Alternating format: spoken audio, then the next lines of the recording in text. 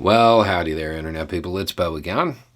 So, today we are going to talk about grain in Ukraine and a very interesting proposal that is certain to get a lot of attention from Lithuania.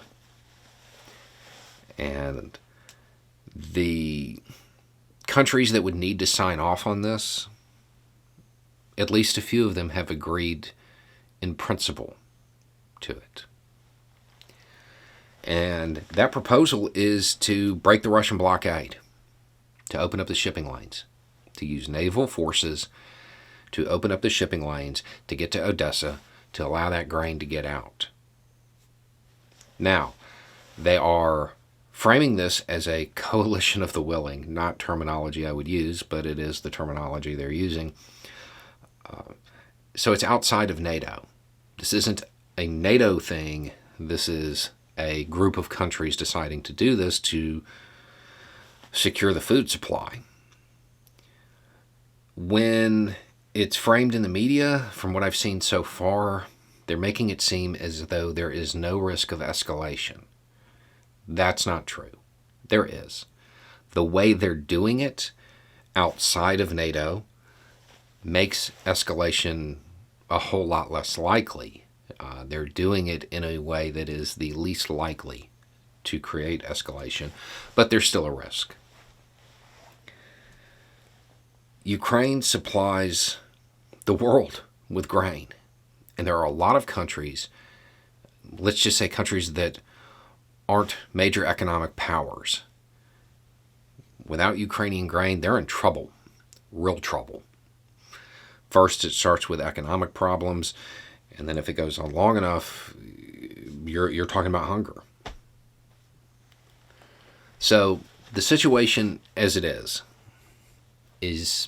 you have something bad might happen, escalation. If you do nothing, something bad will happen, hunger. People will die.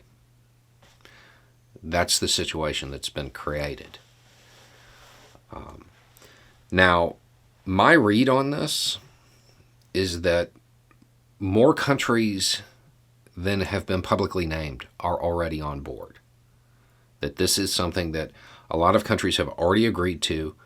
The plan is there. It actually explains some of the weapons that have been shipped in lately. And that what we're seeing now is the messaging portion of the show. This is Russia. We're about to do this. And they're waiting for a response. They're waiting to see what Russia is going to say.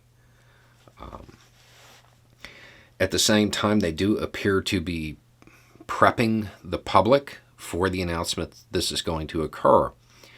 We just had satellite photos that show Russian ships loading Ukrainian grain. Now, there is, I'll say this about that too, there is a small chance, a very small chance, that grain is from Crimea. That's unlikely, though, because it's a lot.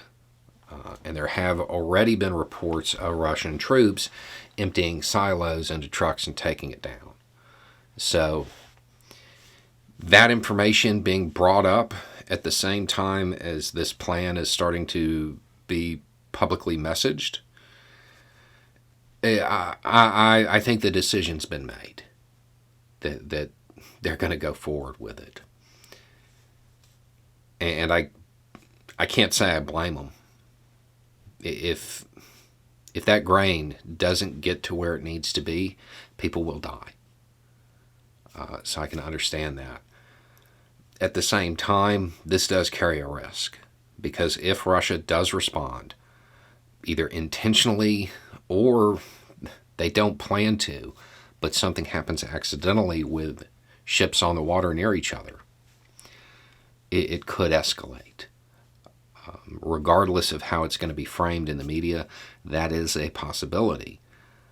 But you have to ask, do you take the risk, or do you once again allow those people in countries that don't have the economic power, that have nothing to do with this, pay the price for European imperialism.